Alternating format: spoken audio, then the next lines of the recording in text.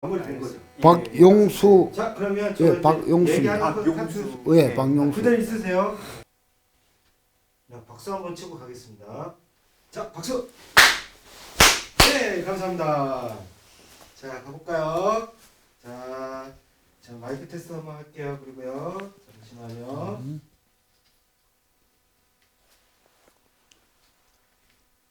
자, 마이크 테스트 한번 할게요. 자, 마이크 한번 안녕하십니까 누구예요 한번. 안녕하십니까. 됐습니다. 이제 질문 들어가겠습니다.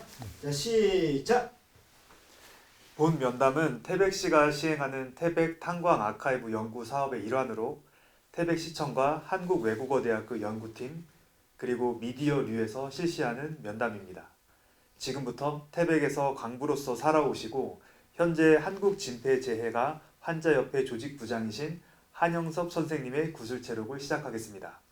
일자는 2023년 11월 27일이고 시간은 오후 5시입니다. 장소는 태백시 황지동에 있는 태백진폐복지회관입니다. 이번 구술의 면담자는 한국외국어대학교 책임연구원 유명상입니다. 촬영자는 이정필 PD님입니다.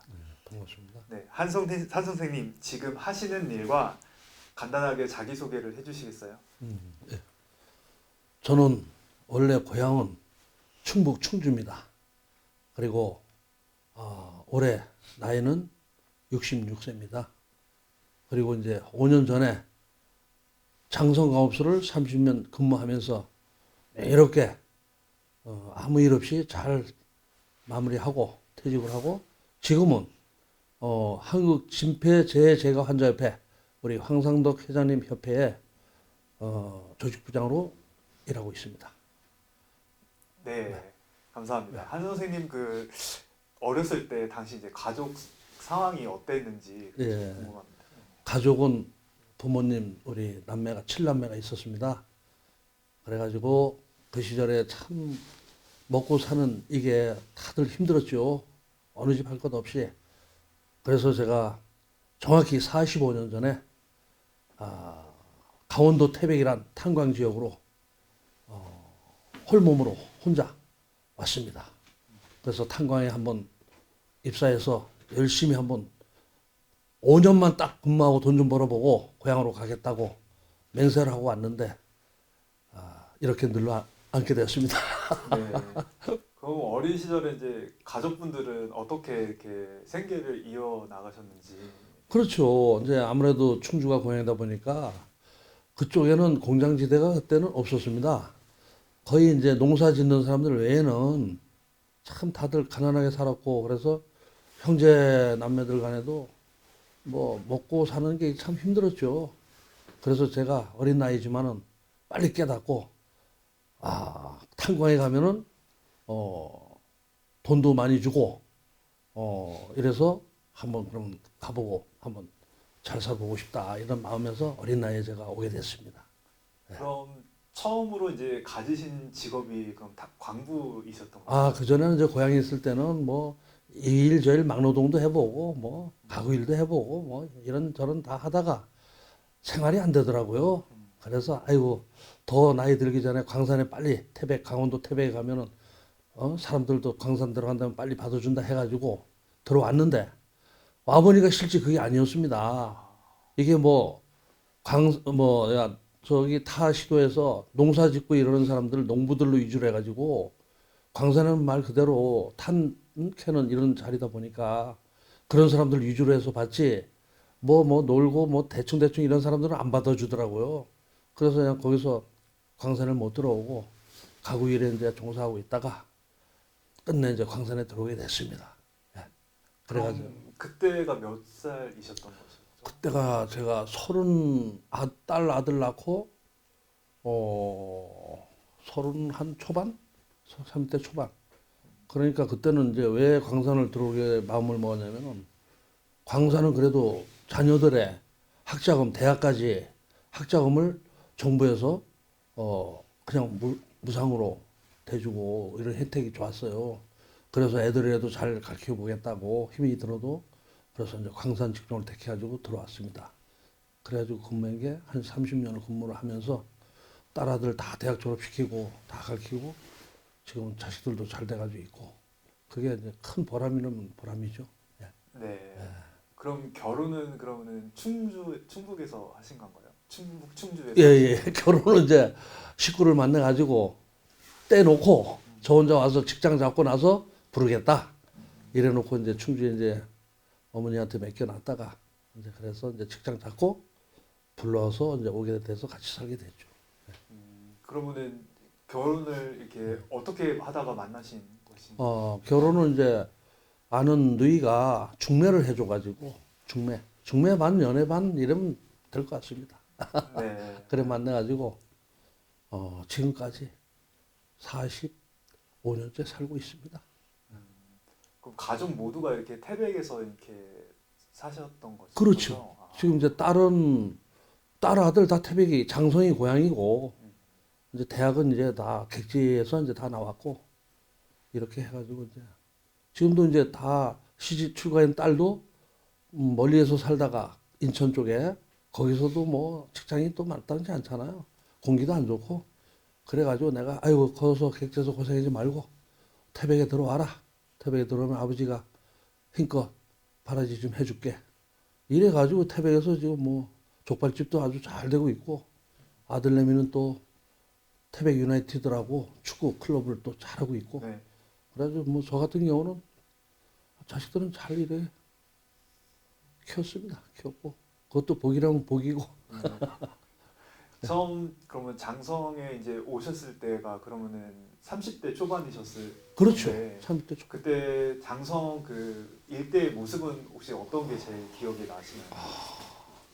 그때 올 때 제가 올 때는 장성이 아마 장성가옥소가 막 잘 돌아가고 이제 이럴 때니까 모든 게 그래도 경기가 좋았죠.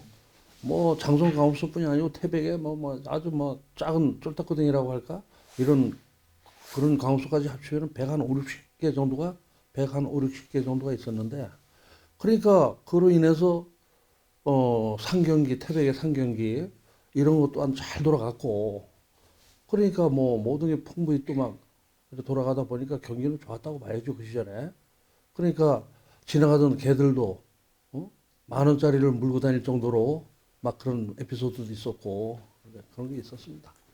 그럼 충주로 어떻게 보면 고향을 떠나서 이렇게 태백으로 왔는데 그거에 네. 대한 좀 후회라든지 다시 충주로 돌아가고 싶은 그런 마음. 아유 지금도 추워도 없습니다. 제가 잘 왔다고 생각합니다. 충주에 계속 있었으면 저 역시도 뭐 이렇게까지 지금 이런 생활을 못 하고 있지 않았나. 아주 태백으로 잘 제가 온 거를 아주 고맙고 감사하게 생각하고 있습니다. 그 이유가 이제 가족들을 돌볼 수 있었기 때문에. 그렇죠. 장성공업소란 그 제 직장으로 인해서 정말 30년 동안 하면서 뭐 아주 부하지는 않았더라도 제가 열심히 일하면은 일한 만큼의 대가는 충분히 나왔고 뭐 또 적으면 적은 대로 이렇게 하면서 자녀들 뒷바라지 잘해줬고 뭐 굶지 않고 이렇게 살아왔으니까 지금은 아주 행복하게 잘 살고 있습니다. 그때 이제 장성광업소가 굉장히 좀 부흥기였을 때에 이제 직장 그 광부 동료들의 어떤 모습이라든지 뭐 그런 것 중에 어떻게 뭐 그렇죠. 기억에 남는 게 기억에 남는 게.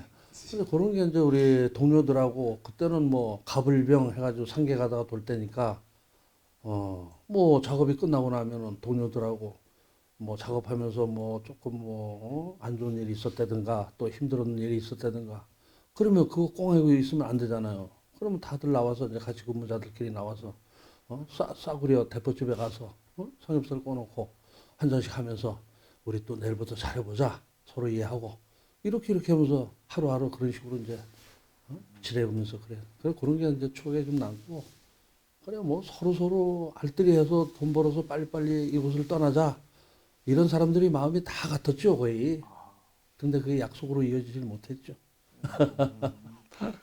그러면 탄광에서 이제 일하시면서 이제 좀 뭐 어떠한 뭐 사고를 뭐 겪었다든지 아니면은 뭐 그런 경험이 있으셨는지 그리고 어떤 또 파트에서 일을 하셨는지 예. 그것도 좀.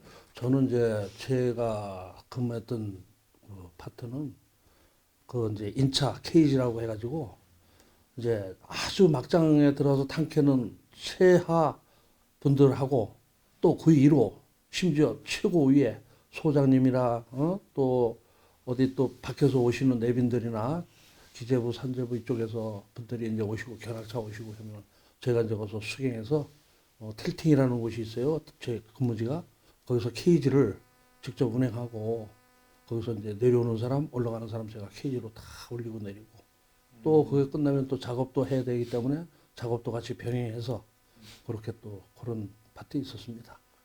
그럼 틸팅이라는 곳은 약간 엘리베이터 같은 그렇죠, 그런 그렇죠. 곳이라고 네, 생각하면 엘리베이터 이렇게 보면 될 겁니다.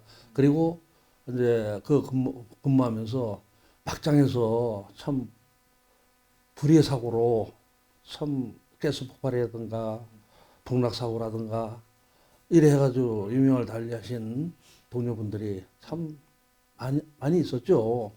그래가지고 이제 참 사고로 인해서 참 나오는 거 보면은 정말 캄캄했죠. 참 너무 안 됐고 젊은 나이에 참 저렇게 죽어서 참 이렇게 참 간다는 게 가족 생계를 위해서 처자식을 위해서 참 옛날에 자기 목숨 바쳐서 그게 제일 그럴 때마다 참 가슴이 아프고 눈물이 나고 그러면서도 제 자리가 자리만큼 또 그분들을 빨리빨리 또 올려줘야 되고 그래 참 또 다친 사람들은 다친 사람들대로 유족들이 또 와서 기다리고 있으니까 빨리 또 올려드려야 빨리빨리 또 이제 후송을 가고 이렇게 제가 그런 자리에 근무하고 있었습니다. 네.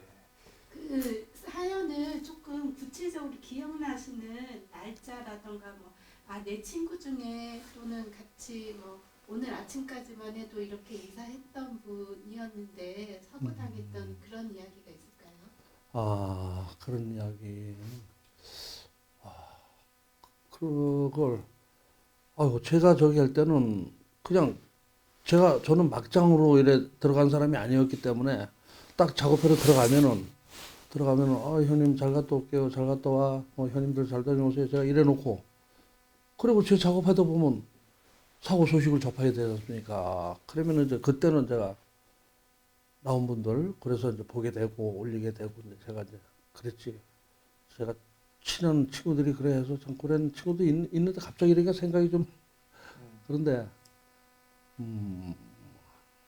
하여튼 동생들이 막 죽고 이런 것도 있었고 그게 이제 불과 한 2, 3년 전에 요 근래는 그래도 안전을 우선으로 하기 때문에 그때 당시 생산이 첫 번째예요. 안전은 두 번째고 그러다 보니까 사고가 좀 빈번하게 났는데 그 이후로는 안전이 우선이에요. 안전. 생산은 두 번째. 이러다 보니까 이제 사고가 좀 덜 나는데 그래도 불과 2, 3년 전에도 몇 명이 또 운명을 달리했지만은 또 그런 동생들 또 이렇게 보면은 좀 가슴이 참 아프고 그렇습니다. 네. 그 부장님은 어떻게 보면은 그 막장의 그 깊은 곳에서 일을 하시지 않은 건데, 그렇죠. 그럼에도 이제 그 질병, 그 진폐증이라고 하는 걸 알고 계시는데, 네. 이게 깊숙이 이게 들어가서 일하시지 않는 분들도 이게 걸릴 수가 있는 병인. 그렇죠. 그게 뭐냐면은 미세먼지라고 해가지고 아주 사람이 봐서 보이질 않아요. 그거는 완전히 그냥 막 온 철가루라든가 돌가루, 탄가루, 미세한 거. 이런 게 이제 우리 과외 근무하는 저 같은 사람들. 이런 사람들이 그 주위 가에서 이제 좀 근무를 하다 보니까 그래서 이제 그게 최고 이제 걸릴 확률이 많고 그리고 직접부들은 돌먼지를 직접 마시거나 탄을 캐는 채탄부들은 채탄 아저씨들은 탄가루를 직접 먹거나 그분들은 오히려 굵은 돌가루, 굵은 탄가루 이런 걸 마시기 때문에 제가 볼 때는 확률이 좀 적더라고. 거의 진폐라든가 COPD라든가 이런 데 걸리는 확률이. 그런데 조금 전에 말했듯이 미세먼지 이거에 마신 분들이 좀 더러더러. 저도 직업병을 앓고 있는 사람인데 저도 퇴직 전까지는 몰랐는데 이상하게 저 몸이 좀 자꾸 무거워지고 무기력하고 그래서 5년 전에 퇴직을 하고 바로 이제 산재를 해봤는데 저 같은 경우는 바로 그냥 병원에 가니까 그냥 바로 직업병 환자가 판명이 났어요. 그래가지고 딱 3번 검사하고 저도 지금 COPD 상급 환자인데 제가 몸이 좀 겉보기에는 멀쩡해 보이지만 지금도 잠자리 전에는 약으로 의존해야 잠도 좀 편안하게 잘 수가 있고 또 통증도 덜 느끼고 좀 이렇게 살고 있습니다. 네. 지난 과거에 이제 처음 왔을 때는 생산이 좀 중요시 생각하게 그렇죠. 되고 지금 이제 안전이었다고 했는데 그렇죠. 30대 그럼 초반에 이제 광산에 오셨을 때는 뭐 그 어떤 마스크라든지 뭐 안전 장구라든지 뭐 그런 환경이 있었는지 어땠는지 그게 좀 다 있었죠. 그때만 해도 아, 다 있었는데 저 같은 입장에서는 이게 마스크를 막 쓰기도 하고 또 때에 따라서는 뭐 또 벗기도 하고 그러니까 막 이러다 땀이 막 너무 나니까 또 뭐 그때는 또 막 숨이 막 칵칵 막힐 정도로 또 살짝 벗었다가 또 다시 또 꼈다가 닦고 다시 꼈다 막 이런 식으로 이제 하다 보니까 이제 주로 그렇게 했죠. 저는 그렇게 했고. 장성강업소이 그러면은 그 일대가 그 과거 옛날 TV 같은 거 보니까 사람들이 굉장히 많더라고요. 뭐 10만이 있었을 때도 있고 그 그렇죠. 당시에는 그때 이게 사람들이 많았던 이유가 뭐 어떤 이유 때문에 그 사람들이 많이 있었을까요? 아무래도 이제 장성강업소가 그 시절에 83, 4년 경으로 알고 있는데 장성강업소 직원이 한 7천 명 정도. 그러니까 거기에 달린 가족들이 엄청나죠. 그래가지고 그로 인해서 이제 학교도 막 4개, 5개가 막 이래 늘어나면서 학생 수가 늘다 보니까 그러니까 태백시 인구도 자연적으로 늘게 되고 그래 장성강업소로 인해서 태백시가 어쩌면은 인구가 13만 정도까지 이렇게 이제 돼가지고 장성강업소로 인해서 그래 된 거로 알고 있습니다 제가. 그래서 저도 또 그때 직접적으로 제가 피부로 또 느끼고 있었고 봤고 그리고 이제 그리고 이제 그 주요 이제 생활이 광부들이 많은데 이런 사람들이 많은데 집이 없잖아요. 그러니까 사택하고 판사촌하고 그냥 대충 지어가지고 비만 안 맞게 각 골짜기마다 심지어 시내는 그 동네 읍내는 말할 것도 없고 그래가지고 뭐 다 판사촌에 사택에 그런 식으로 그때 제가 들어왔을 때 그런 집이 많았죠. 그렇게 그런 데서 생활했습니다. 네. 이제 내년 6월이면 이제 장성강업소 이제 폐강이 이제 된다고 하더라고요. 예. 그거에 대한 어떤 뭐 신경이라든지 어떤 생각이라든지 그렇죠. 그런 이야기를 좀 해주실 수 있어요? 예. 제 생각인데 정말 이거 장성강업소가 폐광이라는 건 이거는 진짜 있을 수 없다고 봅니다. 저 개인적으로는. 그런데 이 지금 현재 몸담고 있는 350여 명의 직원들이 아직 나이가 다 젊어요. 젊고 달린 자식들하고 앞으로 살아갈 길이 막막한데 청천벽력같이 지금 폐광이라는 이런 게 정부 안에 떨어지니 그러면은 정부에서도 폐광되기 이전에 뭔 대체 산업을 확실하게 좀 태백에 장성에 좀 이렇게 좀 원활하게 돌아갈 수 있도록 좀 지원을 해주고 그러고 나서 폐광이 된다면 모를까 이런 것도 없이 말로만 이래 해놓고 없이 폐광이 된다 내년 6월에 확정이 됐습니다. 그러면 폐광되면 이 젊은 지금 직장인들이 어디로 가서 어떻게 살 수가 없잖아요. 그래서 저 개인적으로 완전히 이거는 반대고 그리고 만약에 빨리라도 지금이라도 빨리 해서 대체 산업이 들어와 주면서 내년 6월에 폐광이 된다 하더라도 이 폐광이 되면은 광산을 일본처럼 잘 보존 관리를 잘 해가지고 그래서 일본처럼 그거를 관광학 하는 쪽으로 그래서 지금 일본의 근암도 같은 이런 데는 유네스코가 등재가 돼가지고 세계가 이거로 다 돼 있잖아요. 관광객들이 얼마나 많이 몰립니까? 우리나라 한국에 대한민국에도 태백에 장성강업소가 최고 큰 강업소인데 우리나라에서 이거를 물로 수장을 시켜버리고 이러면은 이거는 말이 안 되는 거고 그래서 우리 태백 시민 장성 주민들이 모두 한 마음으로 지금 장성강업소를 폐광 이후에는 어떻게든지 관광하러다 하는 쪽으로 지켜야 된다. 모든 분들이 바람이 요구사항입니다 지금. 그래서 이것만 장성강업소만큼은 꼭 지켜야 된다. 절대 이거는. 그래서 일본처럼 10년 아니 20년 후에 정말 전 세계인이 와서 보고 갈 수 있도록 관광 쪽으로 또 우리 자라나는 후손들이 그 후에 이제 우리 조상님들이 이렇게 이런 데서 이래 해가지고 이렇게 우리나라에 있구나 이런 걸 배우고 보고 이렇게 할 수 있도록 꼭 그렇게 됐으면 저 바람입니다. 우리 태백신 전체 장성 특히 주민들 전체 이래서 우리가 빨리 대체 산업도 들어와서 이래 하면 젊은이들도 안 떠날 거고 타지에서도 다시 들어오게 될 거고 떠났던 사람도 이렇게 해서 태백시가 이제 돌아가야 되는데 잘 옛날처럼은 못 되더라도 이렇게 해서 지역시키면서 이래 해야 되는데 그게 제일 저로서는 최고 지금 안타깝게 생각하고 꼭 이거만큼은 목숨 걸고 다들 지켜야 된다 이렇게 생각하고 있습니다.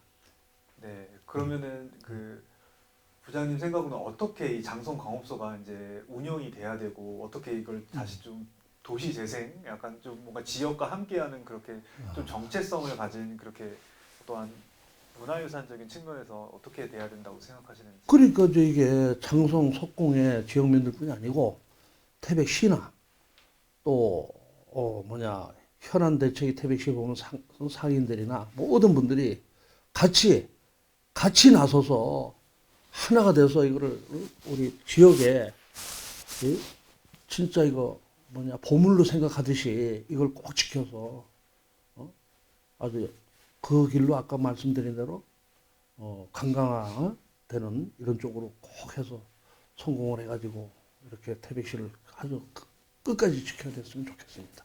네. 그럼 30대 초반에 이제 그 탄광에 이제 취업을 하셨을 당시에 어떻게 그 취업 과정을 좀 말씀해 주실 수 있으실까요? 취업 과정. 예, 그때 제가 들어올 때도 참 힘들었어요. 까다로웠어요. 회사 들어오기가. 서류 같은 것도 한 두세 가지가 필요했고. 그래서 이제 무사히 신체 검사라든가 모든 것도 무사히 잘 통과해가지고. 그래서 들어와가지고 저는 이제 그때 딱 처음에는 저도 막장 생활을 한 달 정도 했어요. 사실 제가 막장이 도대체 뭔가 피부를 한번 느껴보자. 그래가지고 막장을 금천항이라는 데가 있어요. 장성광업소에 금천항이라는 데가 있는데 1-2, 1-5, -150 그쪽에서 한 달 정도 하다가 같이 일하는 동료 선배님이 죽는 거를 보고 광산 사고로 죽는 걸 보고 도저히 저도 죽을 것 같다 싶은 마음에 그 다음날부터 제가 일을 며칠 쉬다가 다른 부서로 옮겼어요. 다른 부서로 옮겨가지고 그걸 과외라 제가 근무했던 수경부라고 기계 부서인데 아까 그 KD 은행하고 이런 쪽에 그래서 항에서 과로 나왔어요. 그때 당시 항에 있으면은 항에 근무를 하면 월급이 배가 많았어. 과외는 배가 적었고 쉽게 말하면 100만 원 받았다면 50만 원밖에 못 받았어. 우리 과외 한 달 월급이. 근데 그 정도 예를 들어서 그렇지. 그 정도 그때는 40몇만 원 이렇게밖에 못 받았어 그때 돈으로. 과외는 어떤 일을 하는? 과외에서는 이제 그러니까 이제 우리 수경에 운전공 그러면 이제 탄 같은 거 캐가지고 막 오면은 그거를 이제 우리 운전실이 있어요. 로타리 운전실이 있는데 거기서 이제 여기 잠깐만 묻힐게요. 잠깐만요. 계속 이게 스치니까 이걸 좀 옮길게요.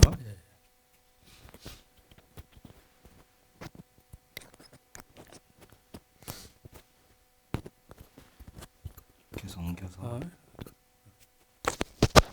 바로 저거 그 질문 다시 한 번만 해요. 네. 가시죠. 바로 옆에서 사고 당했을 때 굉장히 박수 한번 칠까요? 네. 박수. 하나, 둘, 셋. 네, 감사합니다. 시작. 네, 그 과외라는 업무가 어떤 업무인지 좀 구체적으로 말씀해 주실 수 있을까요? 과외라는 거는 이제 말 그대로 막장에 채탄이라든가 글진하시는 분들 지원 부서로 보면 됩니다. 지원해 주는 부서로. 그분들이 이제 막장에 공기가 좀 부족하다거나 또 뭐가 또 작업 중에 하다 고장이 났다거나 이러면 과외분들이 이제 그거를 지원해 주는 역할을 하는 겁니다. 그래서 이제 과외 얘기를 하는데 과외 사람들을 그렇게 이제 표현하고 있는데 직접부들은 말 그대로 굴진 막장, 채탄 막장 이런 사람들이 이제 직접부라 하고 우리는 이제 과외에서 이제 그렇게 도움 역할을 해주는 그런 부서를 말합니다. 그럼 그때부터 계속 과외 일만 이제 하신 건가요?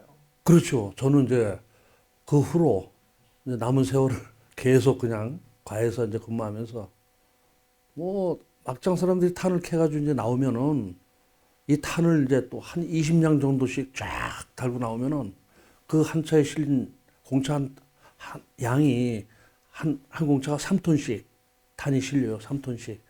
그러면 이제 그게 한 20량 딱 제한해가지고 들어오면은 저희 있는 데 와서 이제 로터리라고 있어요. 로터리 이제 덤핑 하는데 글로 오면 이제 거기서 저희가 이제 덤핑 받아서 덤핑하고 했는데 거기서 제가 한 7, 8년 근무했어요.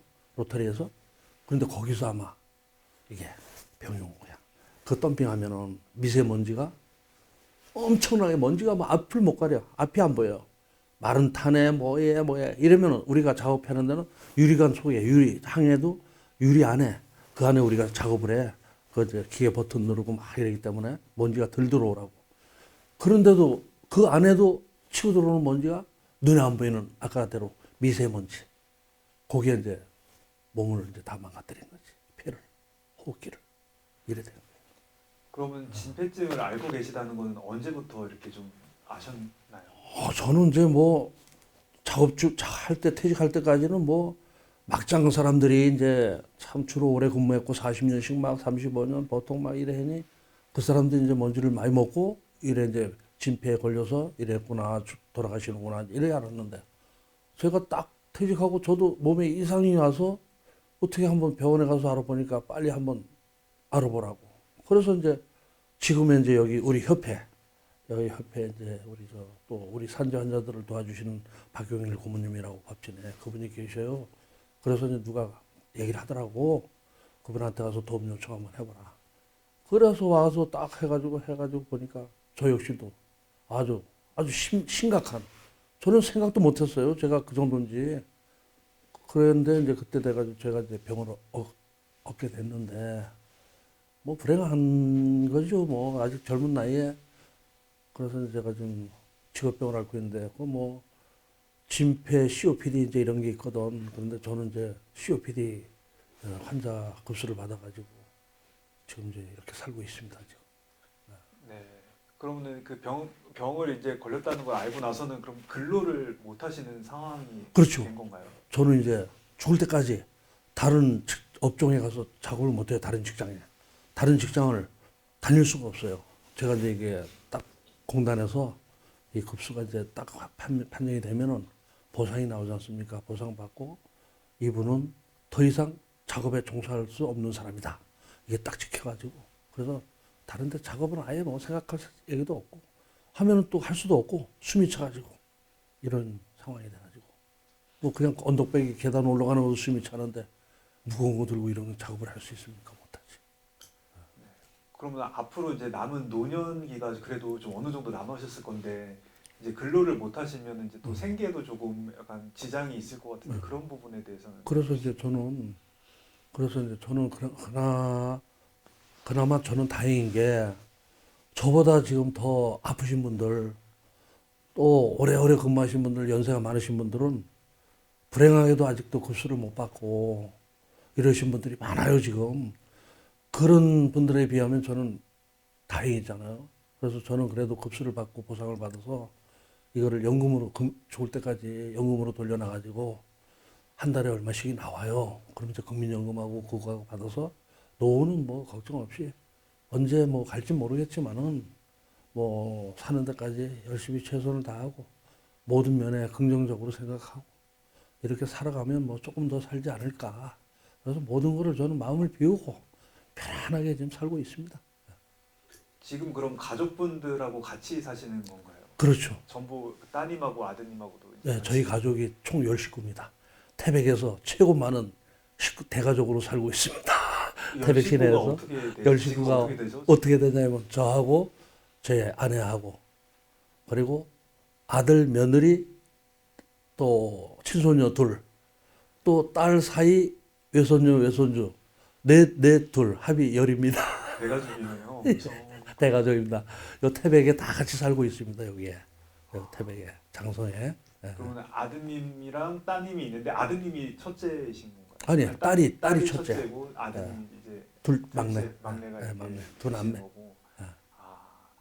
그런데 이제 가외 근무를 하셨다고 했는데 그게 임금을 이제 덜 받잖아요. 거의 예. 50%를 거의 덜 받는데 그때 당시에 트라우마가 좀 많이 크셨나 봐요. 그렇게까지 그렇죠. 자식들이 있는데도 돈을 더 벌어야 욕심 되는데. 안 내시고 예. 좀 이렇게 빠진 거에 대해서는 좀 그게 이제 트라우마가 이제 그거죠.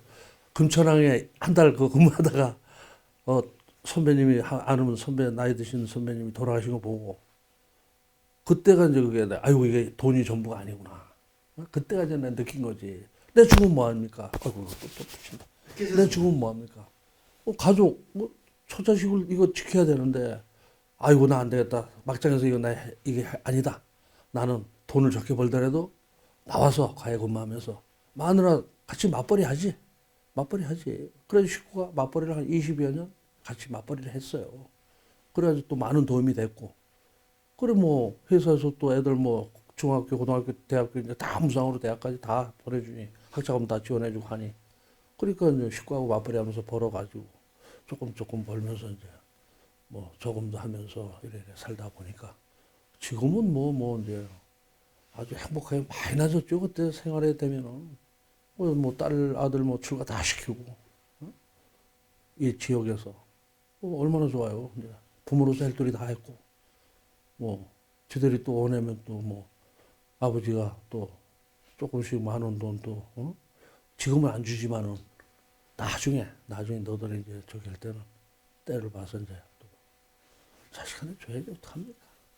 혹시 그때 돌아가신 그 선배님 네.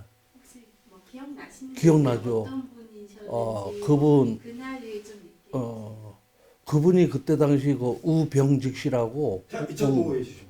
그분이 자, 우병 하나, 둘, 셋. 그분이 하나.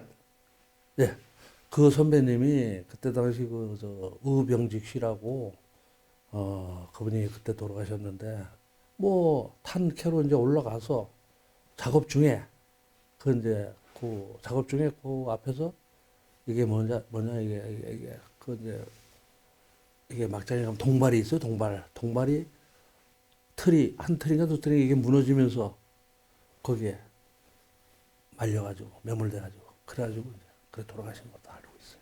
그래서 제가 아이고 저는 이제 더 이상 이거 막장에 무서워서 못하겠다. 나이도 젊잖아요 그때. 그러다 뭐 이게 인생이 돈이 전부냐.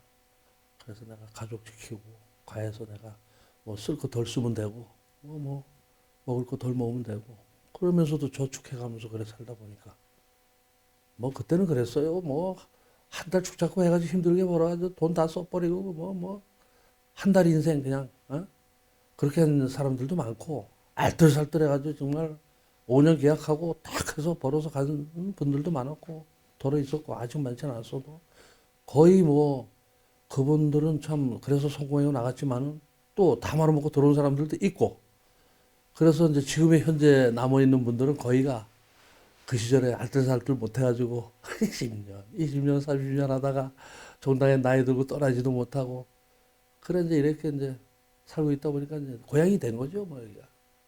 그래 이제 저는 후회는 없는 게 젊어서 고생은 사소된다 그랬지만은 다른 데 가서도 좀 이렇게 작업해가지고는 거의 먹고 살기 힘들었어요. 광산이 아니었다면 장성광업소가. 그래서 저는 항상 장성광업소에 항상 저는 고맙게 생각하고 그 어려운 시절에도 저 같은 사람은 받아주고 그 직장이 있었기에 또 처자식들하고 굶지 않고 다 가르치면서 살면서 또 퇴직 후에도 또 이렇게 또 산재라는 게 있어가지고 여기에서도 또 잘 일해가지고 보상도 받고 그러니까 이제는 걱정 없이 잘 살고 아주 뭐 직장이 참 그래서 사람들이 어떨 때는 막 장성광업소 한때는 석공 다닌다면 시내 직장 다닌다고 다들 막 부르는 사람도 많았어요. 심지어 대학 졸업하고 대학원 졸업 나오는 분들도 광산에 들어온 사람들도 더러 있었어요. 많진 않아도 더러. 그리고 그분들 또한 다 하다가 또 떠나고 했지만은 그래 다 뭐 그래 산 사람들이 하던 그때 월급을 받으셨잖아요. 예. 월급 받는 날 예 무슨 그 월급 받는 날은 굉장히 장성 시내가 되게 특별해졌을 것 같은데요. 그렇죠. 그 월급 받는 날에 뭐 기억 같은 게 있으실까요? 그렇죠. 월급날이 되면은 이제 막 경비실 앞에 경비실 앞에 술집 주인 아주머니들이 술값 외상값 받으려고 와서 막 줄비에 서 있어요. 그러면서 술값 달라 이거지. 월급 나왔으니까.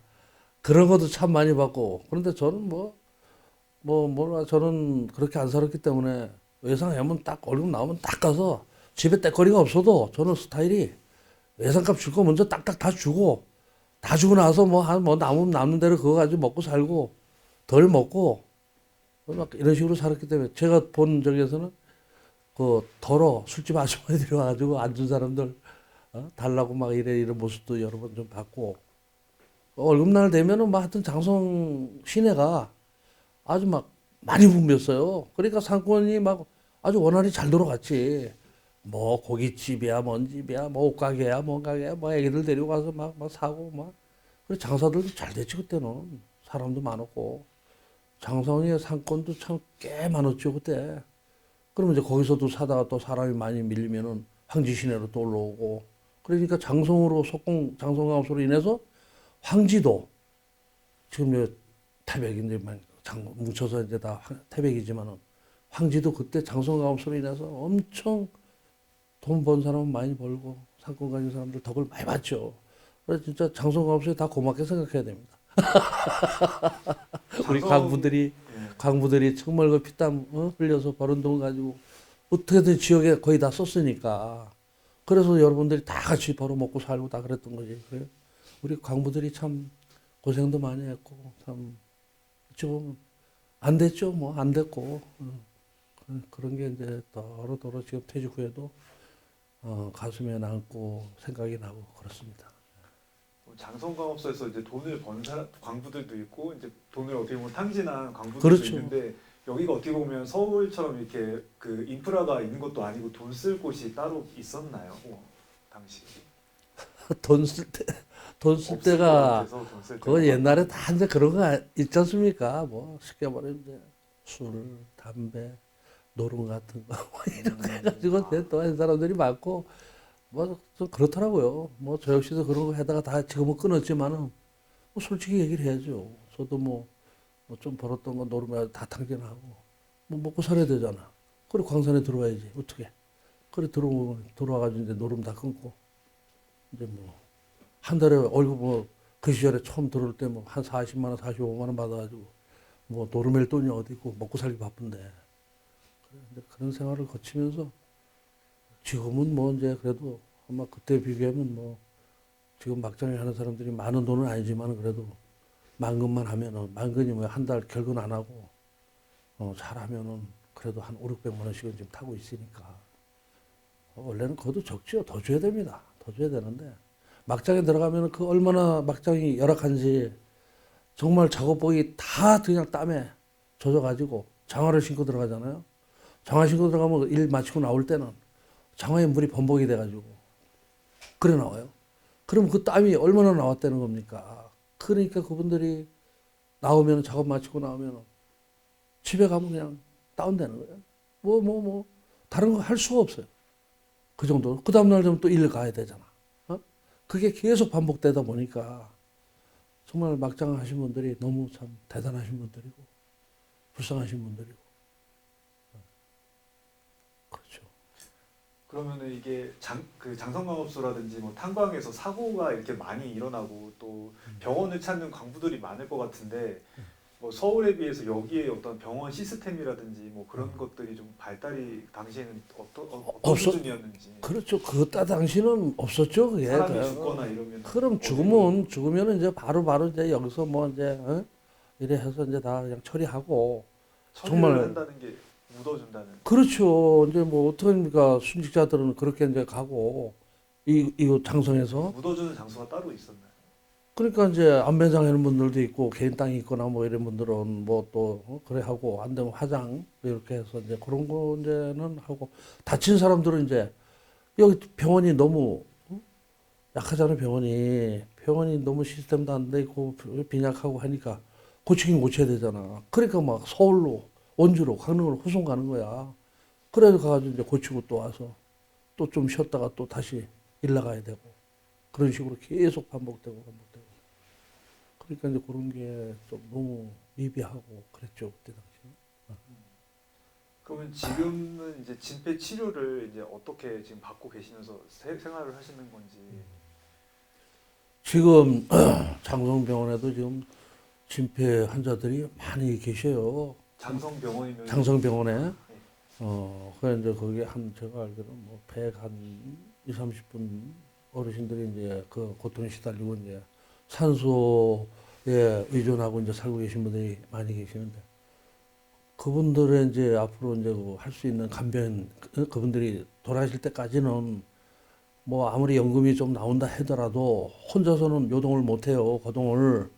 그러니까 뭐 간병인을 좀 붙여주는 이런 정도의 보상이랄까 이런 거를 좀 해드리고 정부에서도 해줘야 되는데 이 간병인 하나 두고 지금 하려면 돈이 막 1, 200이 됩니까? 한 300원 드려야 되는데 나오는 건 한 적고 간병비 그 대출할 돈도 적고 이러니까 그분들이 엄청 힘들어하고 그래서 그런 거라도 간병비라도 확실하게 대줄 수 있는 보상이라든가 이런 걸 좀 해주시면은 그분들이 뭐 가실 때까지 이렇게 되면 좀 좋지 않겠나 저 생각이고 그래 또 뭐 그분들이 지금 뭐 산소 호흡기에 의존해 가지고 살고 있는 게 가서 보면은 막 못 볼 정도로 그래 저 역시도 가면은 어쨌든 병원에 가면은 그냥 안 보고 그냥 내려오고 이럽니다. 어떤 치료를 그럼 받으시는 거예요? 병원에 가서? 저? 예. 저도 이제 죽을 때까지 한 달에 한 번씩 급수를 받았기 때문에 COPD 환자다 보니까 죽을 때까지 이제 한 달에 한 번씩 약을 줘요. 그럼 그 약을 먹고 밤에 자기 전에 그 약을 안 먹으면은 목에 통증이 오고 숨이 쉬기가 힘들어져요. 그래서 그 약을 먹으면 숨도 좀 원활히 쉬게 해주고 통증도 죽여주고 어깨 이래서 이제 약을 먹고 유전하면서 지금 살고 있는 겁니다. 겉보기에는 이런 멀쩡해 보여도 속은 그냥 아닙니다. 이렇게 지금 살고 있어요. 가외로 일하시면서 이제 와이프분도 일을 같이 하셨다고 했는데 어떤 일을 하셨는지. 그때는 이제 뭐 여성분들은 그래도 이제 주부님들이 태백에 조만한 뭐 잠깐 끊어겠습니다. 전화기를 여기를 놔뒀네. 제가 전화기 때문에 안 돼요? 아니. 그건 살릴 수 있는데. 제가 저 진동해놨어요. 예. 전화기를 다시 갈게요. 질문 한번 그 질문만. 네. 시작. 네, 가외 일을 이제 하시게 되면서 와이프분도 일을 하셨다고 했는데 어떤 일을 하셨는지 좀 여쭤봐도 될까요?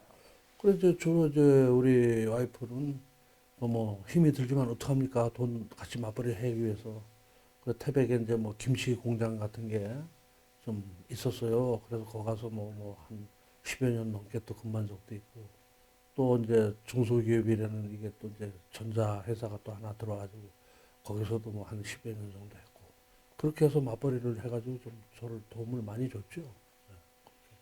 지금도 지금 이 지역에 김치 공장, 그 김치 만드는 회사, 이런 회사들이 좀 몇 개 있어요. 몇 개 있어서 주부님들이 이제 거기 가서 벌고 하는 분들이 꽤 있는데, 어쨌거나 뭐 이 지역에서는 많은 이게, 그걸 뭐랄까, 기업들이, 중소기업들이라든가 대기업이라든가 더면 더 좋고, 그래서 들어와서 지역 활성화에 큰 도움이 되면 엄청 좋죠. 이제 그거 바람이지. 네. 그럼 이제 협회 얘기를 조금 하려고 하는데 이제 협회에서 이제 좀 운영을 이렇게 같이 하고 계신데 협회에서 좀 어려운 점이라든지 그런 게 좀 있을까요? 그렇죠. 우리 협회는 이제 우리 회장님, 황상도 회장님 이하 우리 이제 임원진들이 이제 참 많이 이렇게 계시는데, 그분들이 또 부장님들이나 대위원님들이나 정말 뭐 뭘 바라지 않고 그냥 봉사하는 겁니다. 봉사. 협회를 위해서. 왜 그렇게밖에 할 수 없느냐. 뭐 어디 뚜렷하게 나오는 지원 후원 이렇게 나오는 게 별로 없어요. 이래서 이제 우리 회장님이 정말 개인 사리사욕 챙기지 않고 우리 그 강산 퇴직자들을 위해서 아무 강산이나 태백에 존재하고 있는 그분들의 병이라든가 이런 거를 앞장서서 우리 회장님이 항상 이래 전면에 나서셔가지고 이래. 그러니까 우리 회장님이 얼마나 우리가 배울 점이 많아요.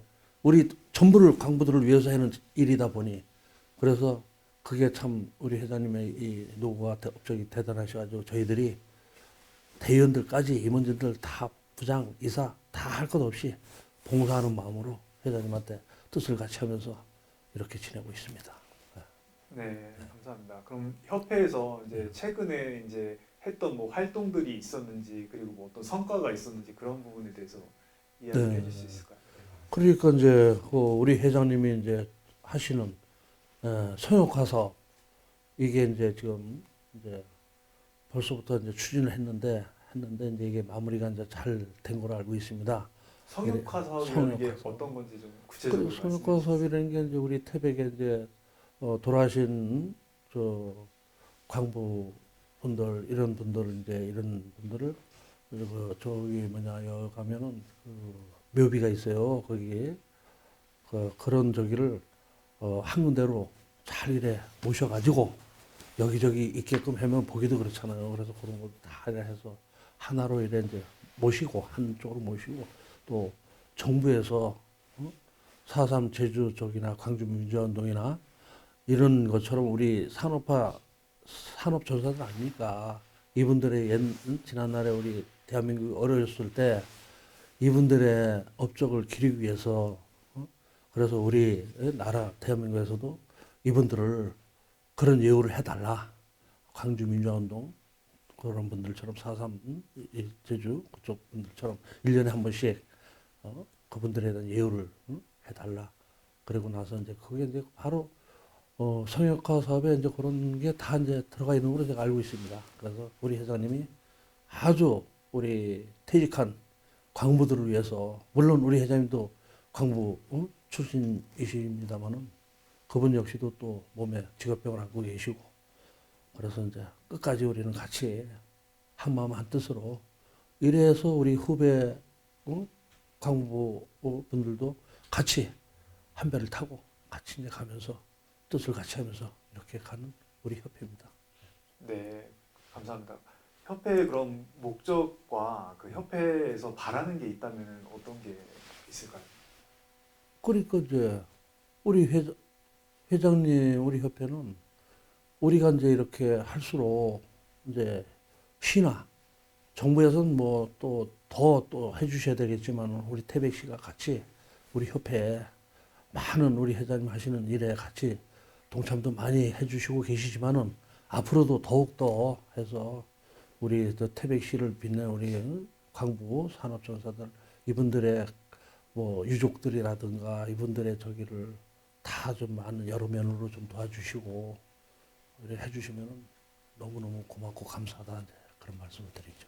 네, 네, 감사합니다. 행복했던 기억 좀 얘기해 주세요. 장성강업소에서 일하시면 행복했던 기억. 아 행복했던 기억.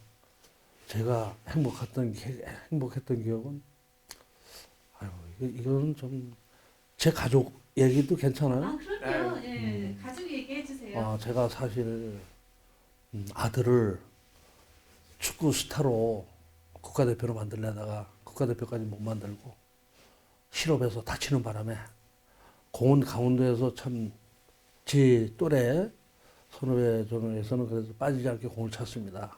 그래가지고 이제 이 지역에서 하다가 뭐 명문 고등학교 대학교도 나와가지고 이제 참 끝을 국가대표를 만드는 게 제가 꿈이었는데 광부의 아들이 광부 아버지를 광부로 둔 죄로 돈이 국가대표도 돈이 안 들어가면 안 돼요 그때 당시에 좋은 데 가서 고대 연대 가서 이래 하려면은 참 그런 명문대를 나와서 해야 국가대표도 발탁이 되고 하는데 그 돈을 내가 못 대줬습니다. 돈이 없어서.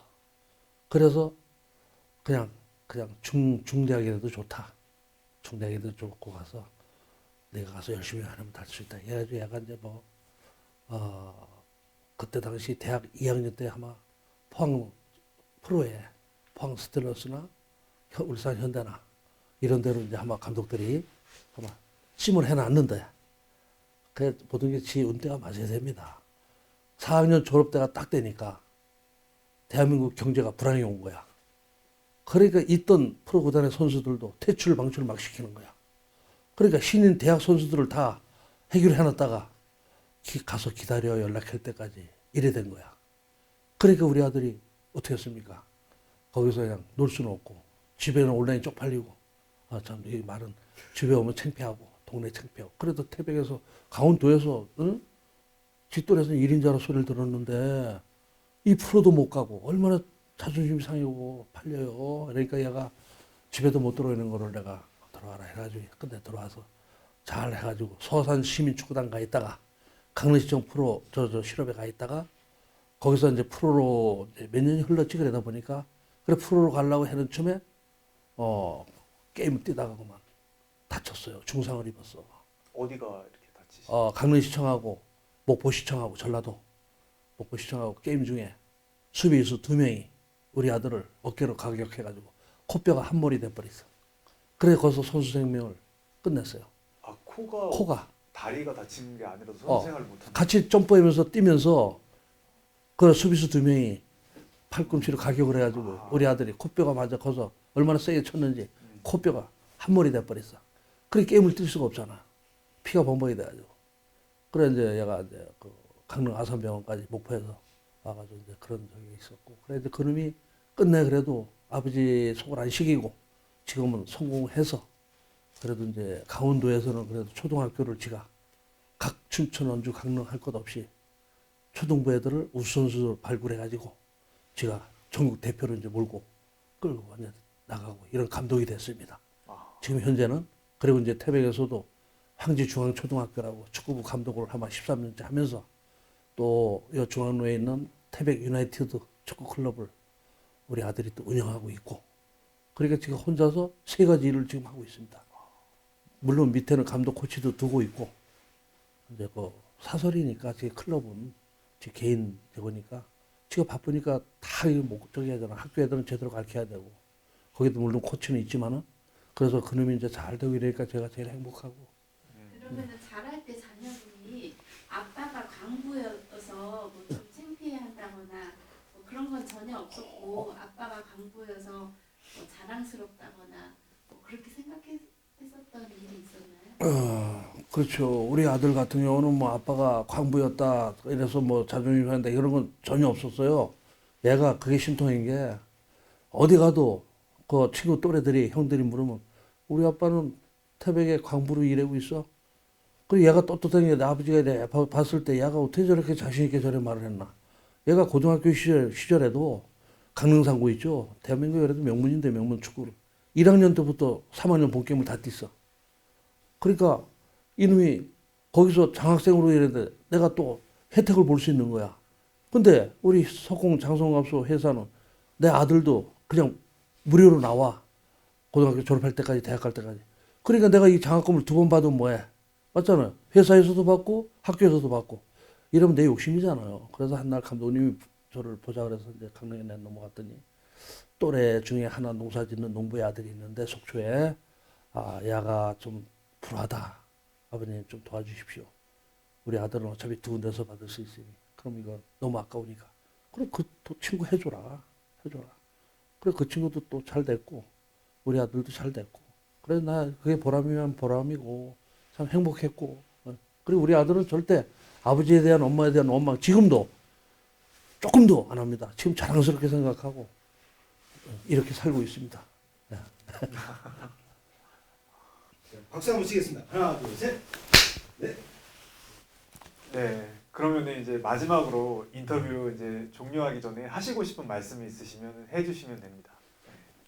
그렇죠. 저는 뭐 마지막 바람이 있다면은 저야 이제 그동안에 살면서 석공 장성업소를 참 다니면서 무사히 근무를 마쳤고 그러면서 이제 우리 남은 후배들도 장성업소가 좀 영원히 좀 오래 좀 가줬으면은 그게 참 최고 좋은 방법인데 그게 정부 정책에 따라서 내년 6월 말자로 이제 폐광이 된다 하니까 그게 제일 아쉽고 그리고 이제 폐광이 되기 전에 빨리 대체 산업들이 아까도 말씀드렸지만 하루속히 대체 산업들이 빨리빨리 좀 들어와서 이쪽에 지금 태백에 지금 살고 있는 분들이 장성에 살고 있는 분들이 타지로 떠나지 않도록 빨리 그 대체 산업을 좀 해서 해가지고 그쪽 일자리 창출이 돼야 이분들이 정주심을 가지고 안 떠날 거 아니야.